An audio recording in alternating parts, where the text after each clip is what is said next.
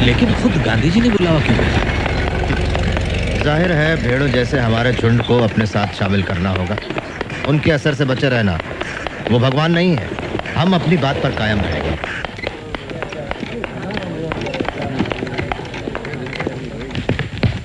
नमस्ते। नमस्ते। बापूजी छत पर हैं। नमस्ते। आइए। नमस्ते। कहाँ तक सीखा चरखा चलाना मेरा बहन? मैं कोशिश कर रही हूँ बापू।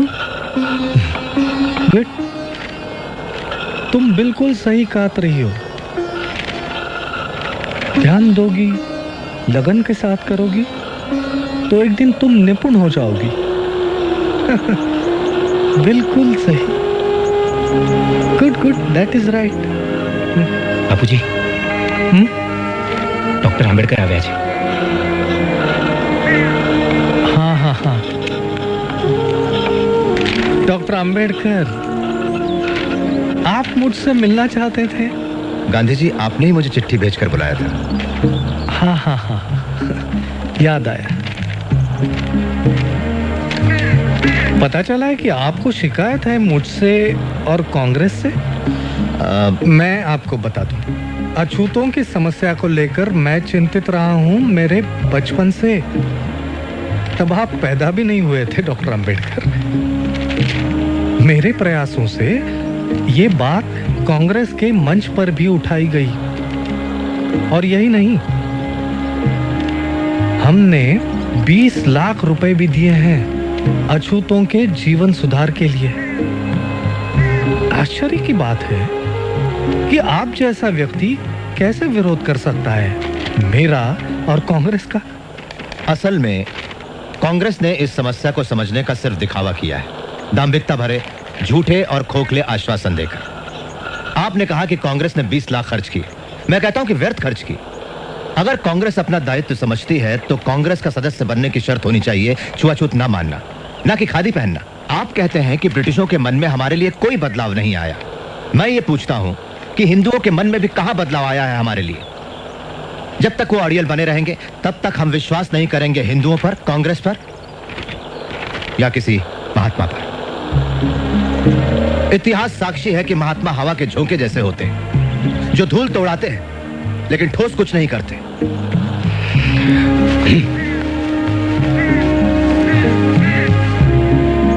गांधी जी, मेरी कोई मातृभूमि नहीं, लेकिन ये सारा देश आपकी मातृभूमि है डॉक्टर अंबेडकर। और जहां तक राउंड टेबल कॉन्फ्रेंस के बारे में मैंने पढ़ा, उससे यह साबित होता है कि आप एक सच्चे और निष्ठावान देशभक्त हो। इसे मैं अपनी मातृभूमि कैसे कह सकता हूं जहां कुत्ते बिल्लियों जैसा सलूक होता है हमारे साथ? हम लोगों के साथ जो बर्ताव होता है वो इतना असहनीय है कि अगर हम कभी निष्ठावान ना रह पाए तो दोष इस मिट्टी का होगा, ना कि हमारा। कांग्रेसियों ने हमारे आंदोलन का विरोध किया, देशद्रोही कहा, और आप मुझे देशभक्त कह रहे हैं। मेरा मानना है कि मैं अपने लोगों के बुनियादी हकों की रक्षा के लिए लड़ रहा हूं, इस भूमि को बिना कोई नुकसान पहुंचाए। आप मुझे देशद्रोही कहें या देशभक्त, मुझे इसकी कतई परवाह नहीं।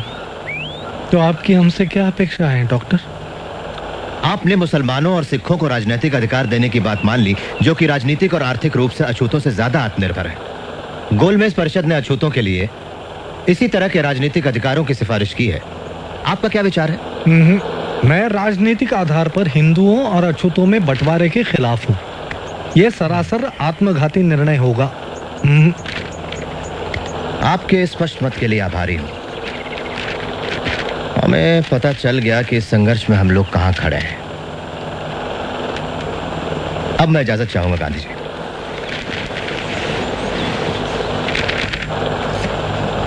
इतना असंयम? महादेव भाई। जी बापू। उन्होंने ऐसा क्यों कहा कि उनकी कोई मातृभूमि नहीं? शायद महार होने के नाते ऐसा सोचते हो। डॉक्टर अंबेडकर क्या महार हैं? सारी दुनिया जानती है बापू। सारी दुनिया जानती होगी पर मैं नहीं। मुझे किसी ने क्यों नहीं बताया उनके बारे में?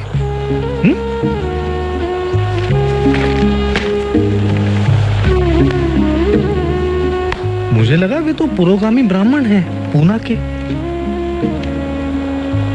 मिस्टर गांधी आज गोलमेज परिषद में हिस्सा लेने के लिए लंदन रवाना हो गए। उन्होंने पत्रकारों से कहा कि इस परिषद के सदस्य ब्रिटिश सरकार के चुने हुए हैं, न कि हिंदुस्तानी जनता के। मिस्टर गांधी के प्रतिनिधि बनने से हमारे दावे में कोई खास फर्क नहीं पड़ता।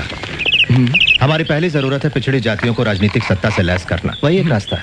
लेकिन डॉक्टर अंबेडकर, आपको नहीं लगता कि शिक्षा से दलितों की स्थिति में सुधार होगा?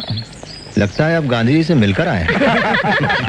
हम लोगों में से सबसे ज्यादा शिक्षित मैं हूँ, फिर भी समाज मेरे साथ अछूतों जैसा ही बर्ताव करता। आप क्या मांगे रखने वाले हैं? हम स्पष्ट विभाजन चाहते हैं हमारे और सवर्णों के बीच। आप ये सब कैसे करना चाहेंगे?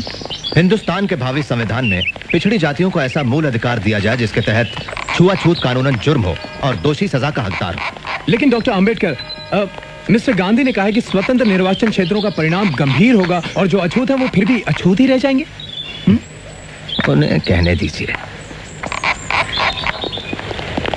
आप 2000 साल से बह रही धारा को रोककर उसे विरुद्ध दिशा में नहीं बहा सकते। दमन करने वाले कभी मसीहा नहीं बन सकते। हम राजनीतिक सत्ता चाहते हैं, न कि सिर्फ खूबसूरत शब्द, अच्छे इरादे या दान। एक और सवाल doctor Ambedkar please. Mister chairman, मैं जानता हूं प्रतिनिधियों के दिमाग में क्या है। अल्पसंख्यक वर्गों के उचित प्रतिनिधित्व का प्रश्न। हम राजी हैं मुसलमानों और सिखों को विशेष स्थान देकर समझौता करने के लिए, अर्थात इसके कुछ ठोस ऐतिहासिक कारण भी हैं। लेकिन जहां तक अछूतों का सवाल है, मैं और कांग्रेस दोनों विरुद्ध हैं उन्हें खास प्रतिनिधित्व देने के मामले में। अछूत हिंदू धर्म का ही एक हिस्सा है और उन्हें इससे अलग नहीं किया जा सकता। धन्यवाद।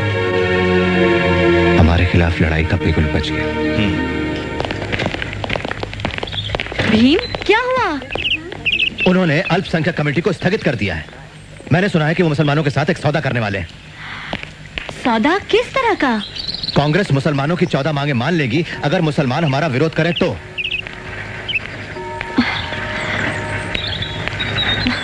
मेरी कुछ समझ में नहीं आता। तुम्हें जरूर कोई गलतफहमी हुई है। वो इतने बड़े संत माने जाते हैं, वो तुम्हारे साथ नाइंसाफी नहीं करेंगे। संत? वो एक मंझे हुए राजनेता है फैनी। कोई रास्ता नहीं बचता तो मिस्टर गांधी फिर षड्यंत्र करते हैं।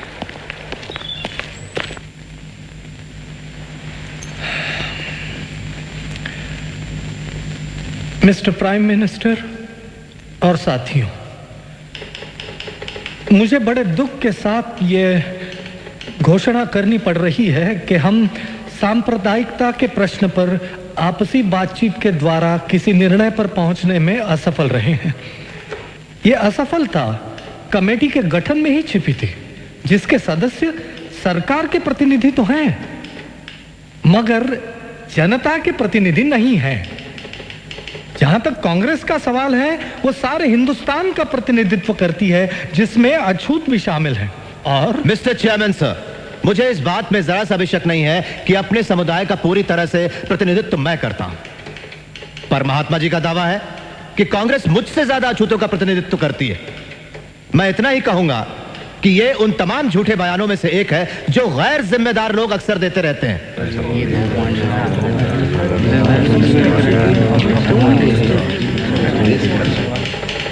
ऐसे टेलीग्राम पिछड़ी जातियों के लोग मेरे पास देश के कोने कोने से भेज रहे हैं। उनका कांग्रेस के आंदोलन पर बिल्कुल भरोसा नहीं है और वे कांग्रेस कार्यकर्ताओं के काम के तरीके का विरोध करते हैं। मैं एक और बात बताना चाहता हूं मिस्टर प्राइम मिनिस्टर, कि अछूत वर्ग हिंदुस्तान में सत्ता परिवर्तन के लिए शोर नहीं मचा रहा है, लेकिन अगर यह हस्तांतरण होता है तो सत्ता सिर्फ कुछ लोगों के हाथों में, विशिष्ट वर्गों में या किसी खास दल के कब्जे में नहीं होनी चाहिए। उस सत्ता में सारे समुदायों की सही साझेदारी होनी चाहिए।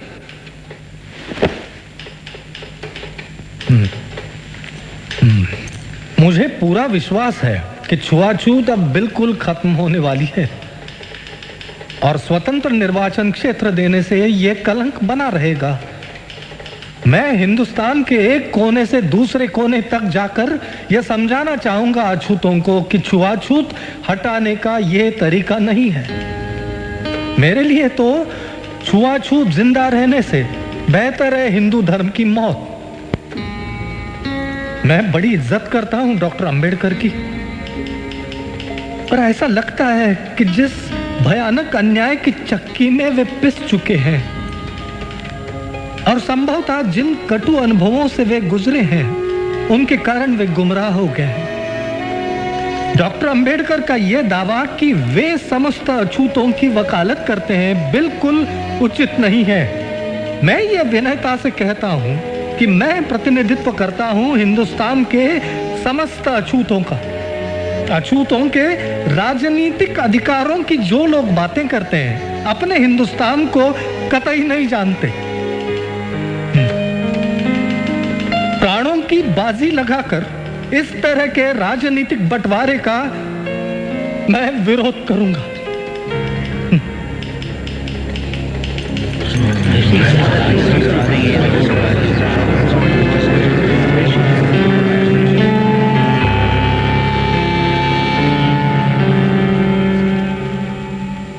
ये सरकार जातियों के आपसी मतभेदों को संविधान बनाने के काम में रुकावट नहीं डालने देगी।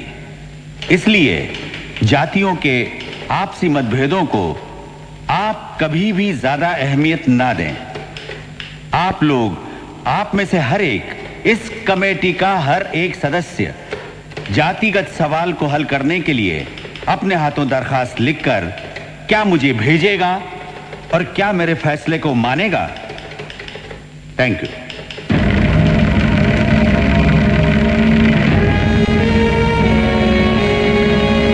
ब्रिटेन के पंत प्रधान मिस्टर मैकडोनाल्ड ने पिछड़ी जातियों को स्वतंत्र निर्वाचन क्षेत्र देने की घोषणा की है।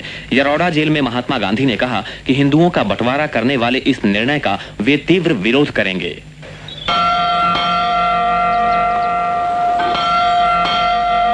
इसलिए हमने यह हमारा दायित्व समझा कि अल्पसंख्यकों के अधिकारों की रक्षा करने के लिए उन्हें उचित अनुपात में विधानमंडल का प्रतिनिधित्व दिया जाए। अतः मेरा विचार है मिस्टर गांधी कि आपको मेरा उत्तर यही होना चाहिए कि सरकार का निर्णय अचल है, और गंभीरता से स्वयं अपने आप से ये प्रश्न करें कि आपने जो कदम उठाने का विचार किया है, क्या वो वास्तव में उचित है। आपका परम शुभचिंतक रैमसे मैकडोनाल्ड।